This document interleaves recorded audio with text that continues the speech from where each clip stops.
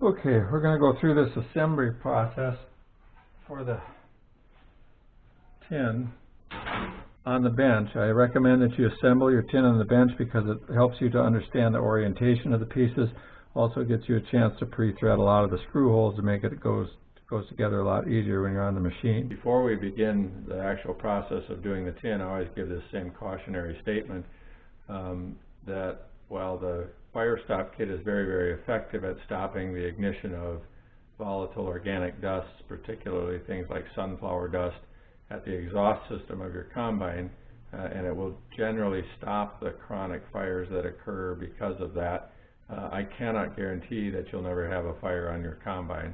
There are other sources of ignition on the combine. You can have a hot bearing, you can have an electrical short, you can have a failing alternator. There are any number of things that can start a fire in the combine, and so please be aware that you still need to be vigilant, even though this should reduce the chronic fires and hopefully make sunflower harvest a lot more like harvesting wheat or soybeans or something like that. I'm going to use a little DeWalt drill driver. You can use whatever you want for this, but I have a short bit in here. Compact tool makes it easier when we get on the machine. There are a few screws where it may be difficult to reach them on the machine because there's something in the way and you can't get the drill driver or a regular screwdriver there. That's when this little tiny stubby job that I'll provide you with the kit comes into play. You can reach underneath or behind something and thread a screw in place. I won't need that on the bench here, but you should have one of those with your kit because you're probably going to need it. So we're going to start with piece number 1. And we're going to, right after that, grab piece number 2 because they're going to be tied together by piece number 3. Somewhere is number 3. There we go. Piece number 3 will fit inside of 1 and 2. And I'm probably going to speed through this to save time and video and battery, and probably not put all the screws in. I'll put enough in to make it work. But you will want to put all of the screws in. I would recommend you actually put them all in on the bench. Actually, you wouldn't have to put in the ones that are up on top where we know they're going to be easy to reach. You could put just enough to hold it together. But the ones that are on the bottom or underneath or in an awkward place, you want those screw holes pre-threaded so that they go together easy on the machine.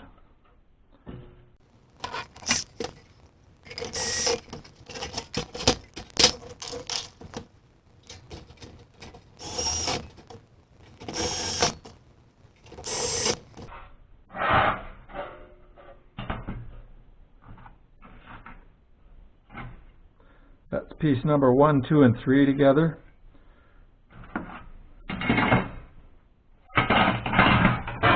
Next piece we'll go to is actually number, well, we can do 4 and 5 as well.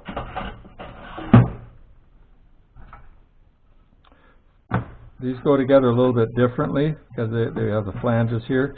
This one is going to overlap. Again, it goes above or inside of that one to help shed dust.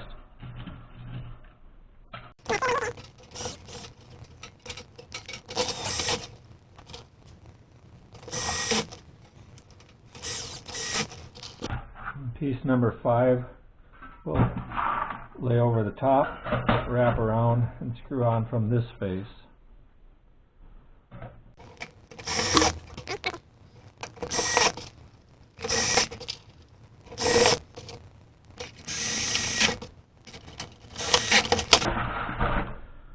Alright, that is the enclosure around the exhaust manifold, and our turbo is going to be right in here. And so we can take piece number 6, and we'll have 2 screw holes that line up right here. I need a longer drill driver bit for this one. I have a very long driver bit here that I made up from a piece of electric fence rod, and I bored a hole in the end and put a small bit in it. You may want to just take a small number or a number 2 bit, a short one, and weld it on the end of a piece of rod to give yourself one of these. are a few screws where that's about the only way to get it in.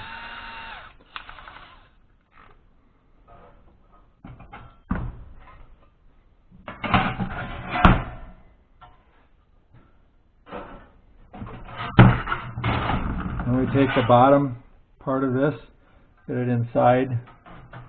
I had marks on here, see those hash marks, to help know how to screw it together.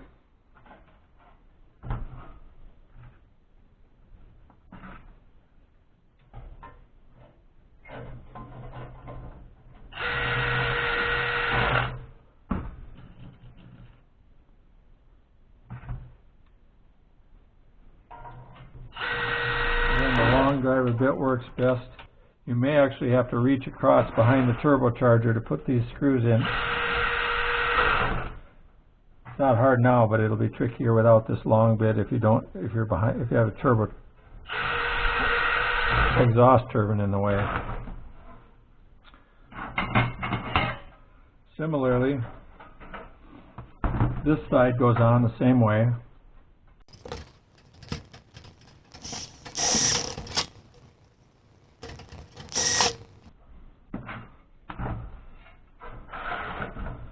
This is the lower half of the right-hand side of the enclosure for the exhaust turbine.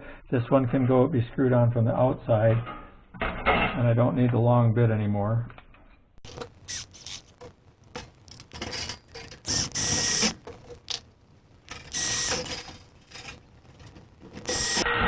I'm only going to do one there just for time's sake. Okay, so now we have the basic form of our enclosure over the manifold and the compressor, or the manifold and the exhaust turbine. I can put this piece on. It's easy to do on the bench, not so easy to do on the machine.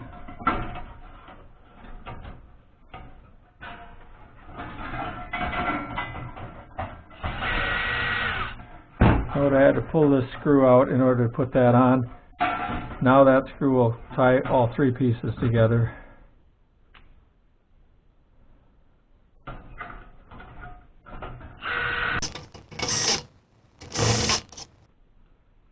You want to be sure and do these underneath because they're hard to reach when you're on the machine.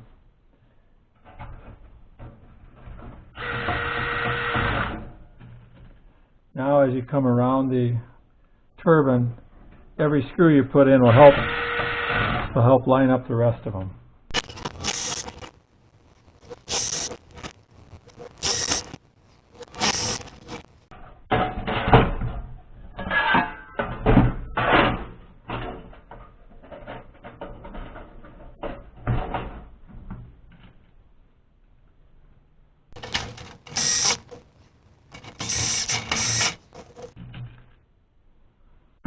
This is that area where you'll have to adapt and cut out to fit around that actuator.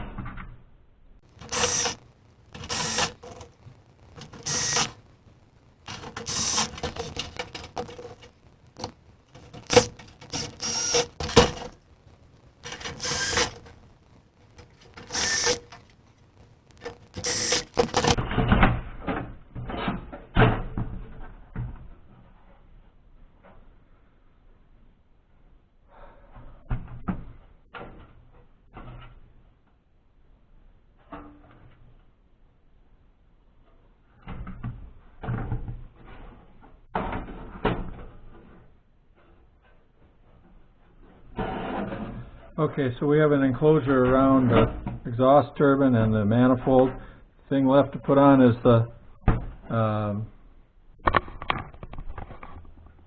pieces that surround the exhaust pipe after the turbine. Okay, I'm going to start with the bottom piece and put that on. I'll use just 2 screws in each piece.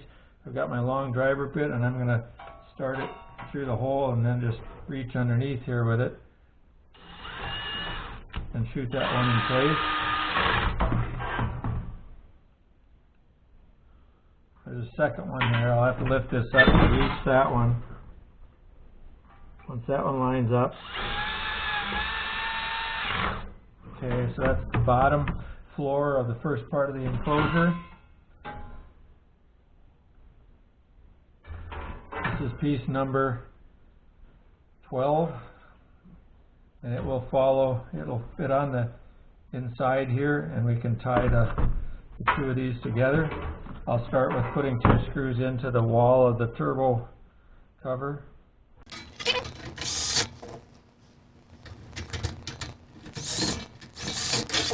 I got 2 screws in there.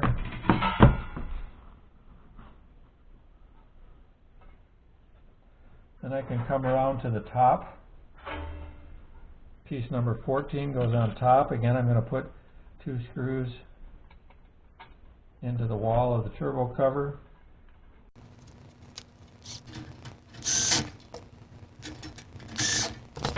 Once that's done, we can slap this piece on the front. Well, front, outside, whatever you want to call it.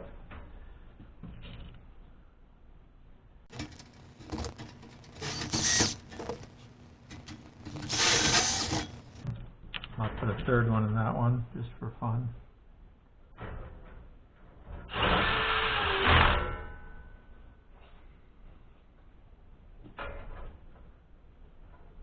Okay, next I will put a few screws in the sides of the flanges, or side flanges, to hold this. Right now it's kind of floppy, the ends aren't tied together, and so I'll put a few screws in there to hold that together. Again, you may want to put them all in, but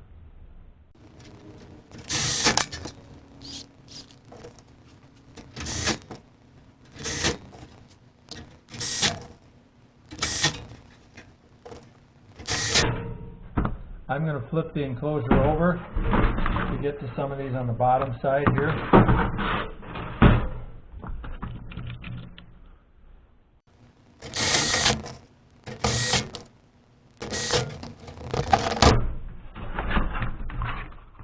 Alright, that makes it kind of a rigid box out of the front end of this thing. Get it pointed towards you. You're looking down into that enclosure now. And we have 4 more pieces to put on to finish this. I'm going to start with what I'd call the top piece. It's piece number 19. You're looking kind of underneath down the tube, down the bottom of it, but it will overlap this. I got 1 screw that I already put in that's in the way. I'll pull that one out. I'll put that screw back in and hold this on with it.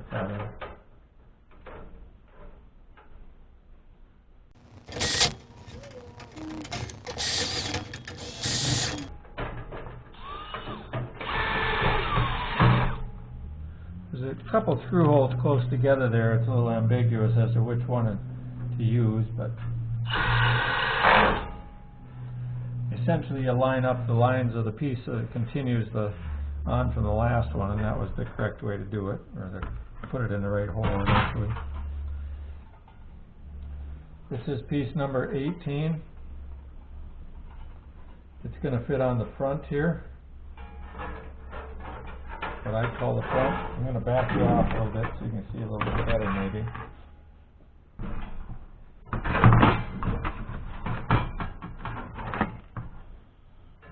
This one will fit underneath, the flange fits just underneath this one that we just put on.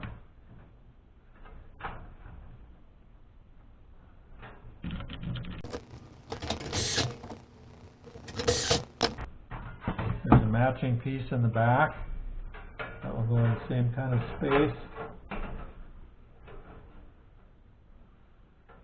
Line up the screw holes.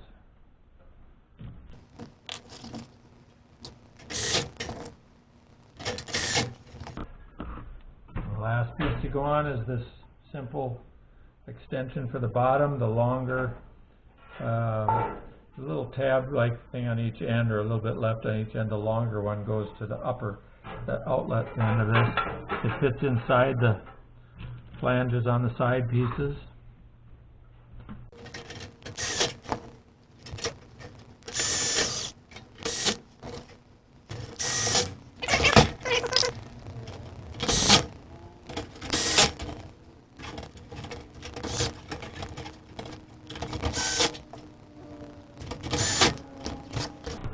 Okay, again we'll do a little, kind of try and do a walk around here of that to show that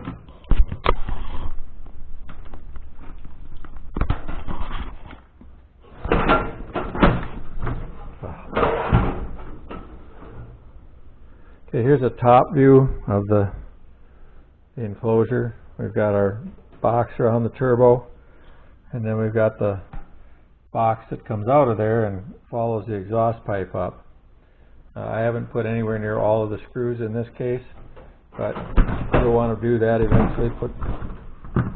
Pre-tap most of those holes. I got a few more here I should put in. I will point out that I did have to force screws. They are self-drilling, self-tapping screws down here kind of at the bottom elbow of this thing. I did have to force some screws through and essentially drill them through. I did that in my first pass of assembly here. I haven't put those screws back in now, but there's some holes that I missed, pilot holes that didn't get cut. Essentially I missed them in the computer model. I'll fix that for future runs of this, so you may have holes that line up there, but if you got an early one of these you may not. Anyway, you have to shoot those through, but they are self-drilling, self-tapping screws. So once you get other screws in place so everything's lined up, then you can just shoot those last couple through there. Anyway, that's the bottom. We tried to put the screws where these are easier to get at than in some of the other kits. There are a couple here that have to go up from the bottom, but you should have enough access to get at these because it's underneath the exhaust pipe and there is some space there. The rest of them are pretty easy to get at. Let's see, what else was I going to tell you? You may have to do those there. You may have to trim to make it fit. There's a support bracket that holds the exhaust pipe here, and these parts meet around it. You may have to actually do some trimming there in order to make that fit. It may fit, and then it may not fit. I don't know. I've never had this one on a machine yet before. I'm going to put in another screw here. There we go. That lines everything up and holds it together. The other thing is that I measured this exhaust system and the pipe here as best I could, but you're trying to measure a curving pipe in midair with very little for reference to measure it from. And so I've done the best I could to make this box-in thing follow that pipe. If you get on the machine and you find that the pipe wants to move to one side of it, really, you can probably, with these screws loose at the base or on the flange, you can probably torque the thing a little bit in line and then tighten screws down. You may be able to do the same thing through the midway point of this. So if you have to adjust, don't feel bad about having to modify it a little bit. If the pipe doesn't come up the center of this, or if we're up against it and you need to adjust it in order to make it follow that pipe well enough to keep it inside there. At the upper end, you've got kind of a flange. It's just an extension of flat piece here, but it should probably touch the exhaust muffler. You may need to bend it a little bit in case it doesn't, if it's too tight up against it, but you can kind of flex it back so that it's holding against the muffler there, and perhaps at the bottom here as well. We're probably going to have a little gap here along the curve so that we're leaking air out at the last, that's where we're going to dump the last air out, is around the sides of this probably. Otherwise, it's a pretty tight enclosure. I may even, if I was going to do this again, I probably will do that in future versions of this, I would put a keyhole or two here around the manifold to bend open to allow to dump some air out here and a little bit back at the other end as well, so that we can force air to move along that exhaust manifold and flow there to kind of flush that area out and cool it a little bit, but mostly just to let some air keep moving through there. On this first version, design version of this, I don't have those keyholes designed in here, so they're not there. That means most of your air is going to want to move along the exhaust pipe, which isn't a bad thing. I think we're tight along the manifold here, but I would normally let some air go out there. For instance, if you're taping over the screws on this one, the way we suggest in the installation procedure to hold the screws locked in place so they don't rattle loose, I would not tape over these little holes in the corners. I would allow them to let air out, at least at this end. If there are holes at the far end, that's not so good because that faces the radiator fan. But here, this is the downstream end. We can let some air leak out there, and it's actually probably a good thing because it just keeps some air flowing in that direction. Similarly, we could probably just drill a hole in the tin at this end, this downstream end, and let some air flow out there, and it wouldn't be a bad thing to do at all. On the upstream end, we would probably have, if we were going to do a hole, we would do it on the bottom here, probably right above where your bolt holds it on somewhere here. A little, you know, a 1-inch diameter hole there actually wouldn't hurt at this point. I will, like I said, I will, or you could cut with a tin snips or something, a piece and bend it out. That's what I do with the key holes, is have this piece and that's cut most of the way around a circle, but it allows it to bend out, and then when the air blast from the radiator lofts over that bent out piece, it actually creates a vacuum and helps to pull, or lower pressure area, and helps to pull air out of the box at that point. But it does it in a way that it can't catch dust. The air blast is moving this way, and so the dust is going to go downstream. Okay, well that's the tin assembly on the bench for a C7120 fire stop kit. Hope you have a safe harvest. Be careful in all regards and be vigilant for other sources of fire on the machine, but this should help you with the exhaust system, which is the major source of fire on those machines with volatile crops like sunflowers. So have a safe harvest.